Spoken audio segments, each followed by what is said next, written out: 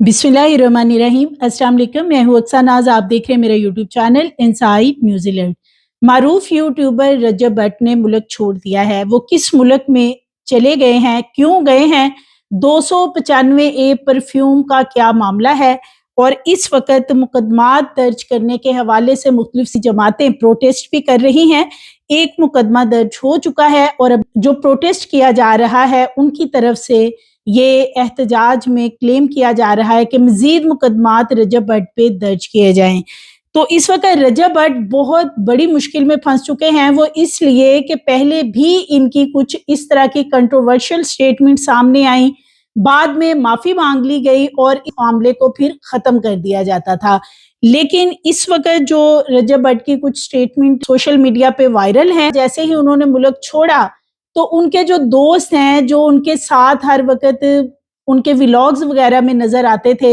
इस वक्त सबके सोशल मीडिया बंद पड़े हुए हैं। किसी की तरफ से भी रजब भट्ट के हवाले से कोई इस तरह की स्टेटमेंट सामने नहीं आई कि जिसमें किसी ने रजब भट्ट के हवाले से आके कोई वजाहती बयान देने की कोशिश की हो। उसकी बड़ी वजह यह है कि ये जो मामला है, ये मामला इस कदर ज्यादा संगीन किस्म का है, बहुत ही सेंसिटिव इशू है ये, और इसलिए कोई इस पे बात नहीं कर रहा है। तो 6.18 मिलियन फॉलोवर्स रखने वाला यूट्यूबर रजब भट्ट, जो कि फैमिली व्लॉगिंग करता है, और अभी कुछ रोज पहले उन्होंने एक मीटअप रखा था, इफ्तार पार्टी रखी थी, और फिर वो इफ्तार पार्टी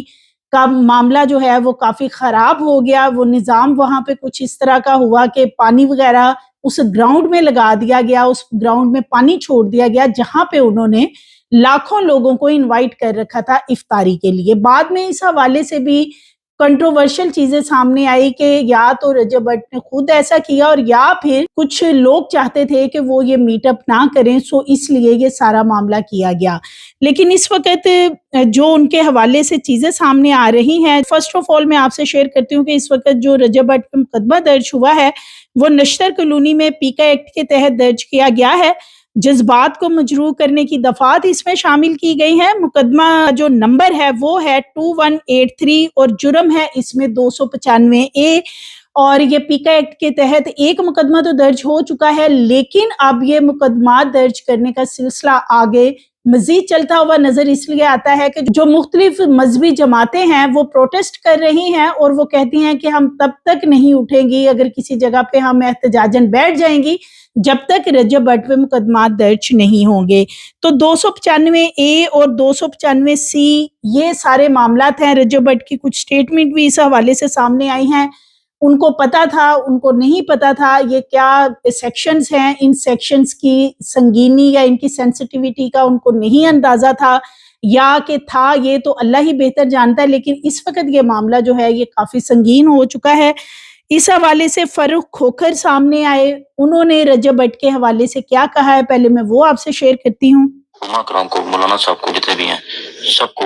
ये रिक्वेस्ट करूंगा कि हमारे बड़े हैं कि हमारे पाकिस्तान में जो फितना है इसको खत्म करें, उस फितने से जाके सवाल करें। ये क्या हुआ कि किसी भी मजहब का मजाक बना दिया, कभी क्रिश्चियंस का बना दिया भाइयों का, कभी किसी मजहब का बना दिया, फिर बाद में आखिर माफी मांग ली। तो फखर से ये लगा अल्लाह के बंदे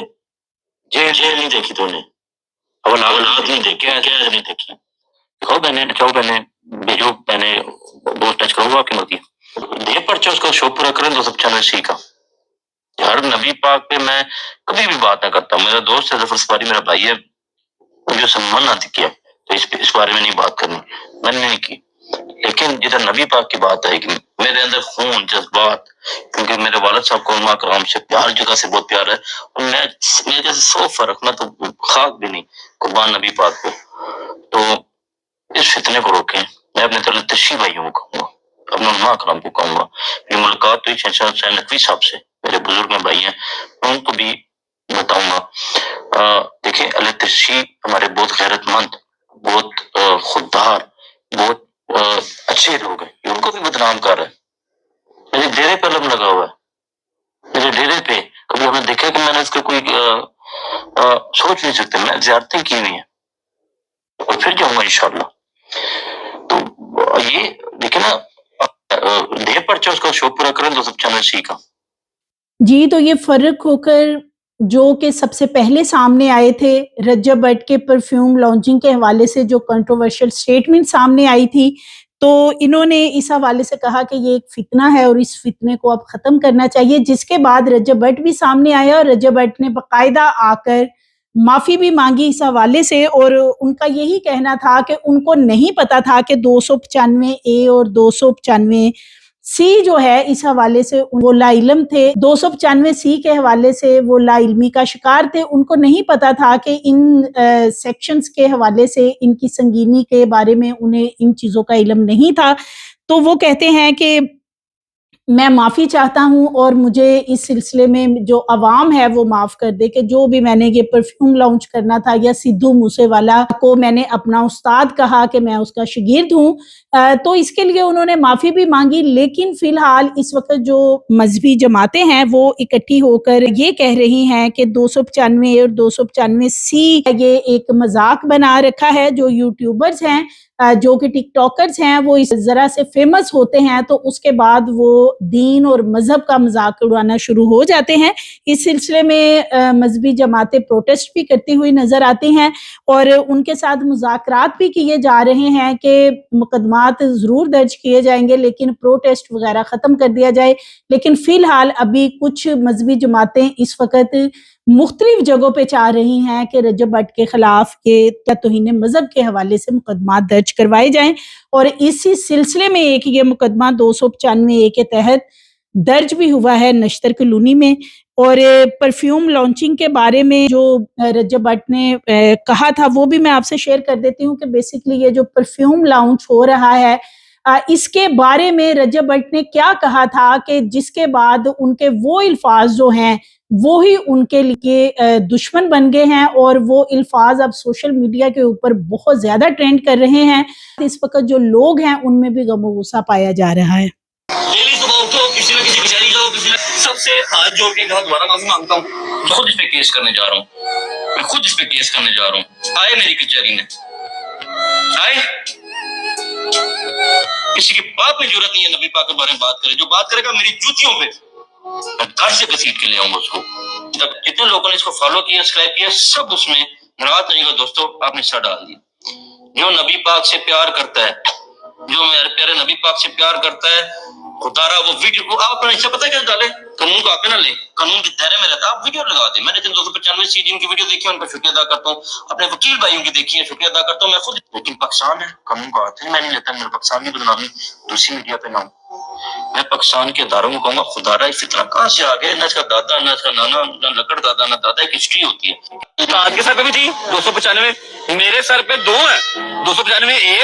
295C، جو ہمارا آج پرفیوم لانچ ہونے جا رہا ہے اس کا نام بھی 295 ہی ہے۔ جی تو یہی وہ الفاظ ہیں جو کہ رجب بٹ کے اس وقت خلاف نہ صرف مذہبی جماعتیں کھڑی ہیں بلکہ لوگوں میں بھی غم و غصہ پایا جا رہا ہے کہ رجب بٹ نے یہ جو سیکشنز کے حوالے سے بات کی، سدھو موسیٰ والا کے حوالے سے بات کی ہے۔ تو تھوڑا سا ہم آتے ہیں سیکشنز کے طرف کہ یہ جو سیکشنز ہیں بیسیکلی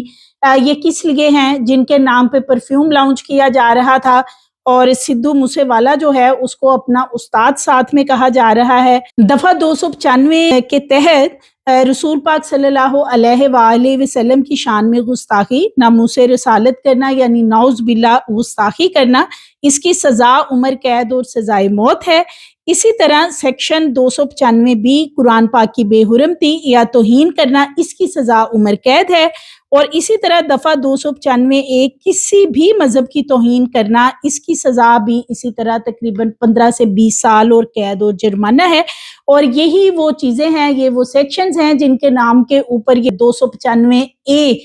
پرفیوم لانچ کیا جا رہا تھا، اور رجب بٹ سے یہ غلطی ہوئی ہے یا کہ پھر ان کو کسی نے مس گائیڈ کیا کہ انہوں نے یہ نام، اور حیرت کی بات یہ ہے کہ کیا انہوں نے اپنے پرفیوم کا یہی نام رکھنا تھا سدھو موسیٰ والا سے جوڑتے ہوئے۔ حیرت کی بات یہ ہے کہ رجب بٹ کو یا تو مس گائیڈ کیا گیا یا کہ وہ کسی نے ان کو اس حوالے سے گائیڈ ٹھیک نہیں کیا کہ یہ جو سیکشن ہے 295 جن کے بارے میں وہ بات بھی کر رہے ہیں کہ میرے پہ بھی لگی ہوئی ہے اور میرے استاد پہ بھی لگی ہوئی ہے، تو یعنی یہ تو ان کو پتا تھا کہ یہ سیکشن ہے اور سیکشن کے تحت مقدمہ درج ہوتا ہے، لیکن ان کو اس کی کیا ڈیٹیل کا پتہ نہیں تھا، اور اگر نہیں پتہ تھا تو کوئی جو بھی ان کے ساتھی ہیں یا کسی نہ کسی کو کچھ نہ کچھ تو علم ہوگا اس بارے میں، جنہوں نے ان کو مس گائیڈ کیا، اور یہی وہ وجہ بنی ہے کہ اس وقت رجب بٹ کو فوری طور پہ ملک بھی چھوڑنا پڑا ہے، اور ان کی والدہ بھی سامنے آئی ہیں، وہ بھی آ کے یہی بات کر رہی ہیں لوگوں سے کہ ان کے بیٹے کو معاف کر دیا جائے، لیکن اس وقت جو ہے یہ معاملہ کافی بھڑک چکا ہے، اور بالخصوص اس میں جو مذہبی جماعتیں ہیں وہ یہ جو پروٹیسٹ کر رہی ہیں، ساتھ ہی ساتھ شہری بھی باہر نکلے ہیں، اور شہریوں کا بھی یہی کہنا ہے کہ ان کے جذبات مجروح ہوئے ہیں اس حوالے سے۔ اور پرفیوم کے حوالے سے اگر بات کی جائے تو یہ پرفیوم کی لانچنگ کے بارے میں رجب بٹ پہلے بھی کئی دفعہ اپنے ولاگز میں بتا چکے تھے کہ انہوں نے ایک پرفیوم لانچ کرنا ہے، جس پہ کہ وہ کام بھی کر رہے ہیں، تیاری کر رہے ہیں، اور ایز اے بزنس اس کو انہوں نے ساتھ لے کے چلنا تھا، اس کو مزید وسیع بھی کرنا تھا، پرفیوم کے ساتھ دیگر چیزیں بھی وہ لانچ کرنا چاہتے تھے، لیکن جب یہ اس کی لانچنگ کی باری آئی اور پھر اس کا نام اس طرح کا رکھا گیا اور پھر سٹیٹمنٹ آئی، تو یہی چیزیں ہیں جو اس وقت کافی زیادہ رجب بٹ کے وکیل سامنے آئے ہیں، وہ کیا کہتے ہیں اس حوالے سے۔ السلام علیکم۔ مولا علی علیہ السلام کا فرمان ہے کہ خاموشی ایک بہت بڑی نعمت ہے، خصوصاً اس وقت کہ جس وقت اختلافات بہت زیادہ ہوں، شور بہت زیادہ ہو، کوئی آپ کی بات سننے کو تیار نہ ہو، علم کی کمی ہو، اور جہاں پر دلیل کی کوئی اوقات نہ ہو۔ میرا ایک دوست جس کے منہ سے لا علمی میں 295 اے 295 سی کے الفاظ نکلے، سب سے پہلے تو میرا سوال ہے ان لوگوں سے، کیا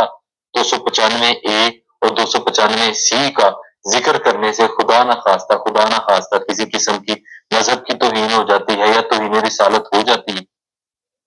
ایک شخص جس کو معلوم ہی نہیں کہ 295 اے ہے کیا یا 295 سی ہے کیا، اس کے لیے یہ صرف ایک نمبر ہے،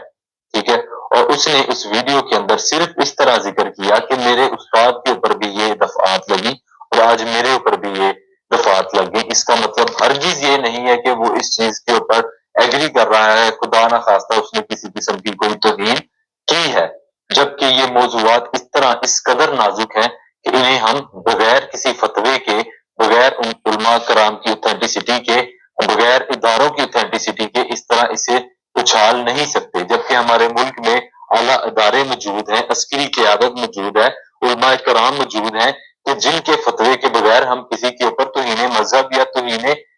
خدا نخواستہ توہین رسالت کا الزام نہیں لگا سکتے۔ جی، تو یہ تھے رجب بٹ کے وکیل جو کہ بتا رہے ہیں کہ فی الحال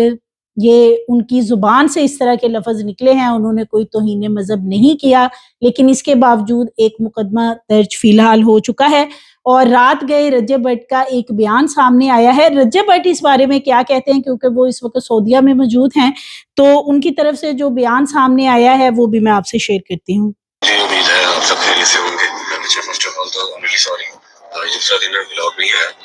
مصروفیات کچھ اس طرح کی تھی کہ ٹائم نہیں لگا۔ کل کے دن میں انشاءاللہ ہم نے بہت میسیجز، بہت کمنٹس آ رہے ہیں، میں نہیں کر سکا، سوچا تھا ابھی ویڈیو بناؤں گا، ٹائم نہیں لگا اس کے ساتھ میں، کل سے انشاءاللہ ریگولر ہو جائیں گے۔ جی، تو یہ رجب بٹ کی سٹیٹمنٹ بھی سامنے آ گئی کہ وہ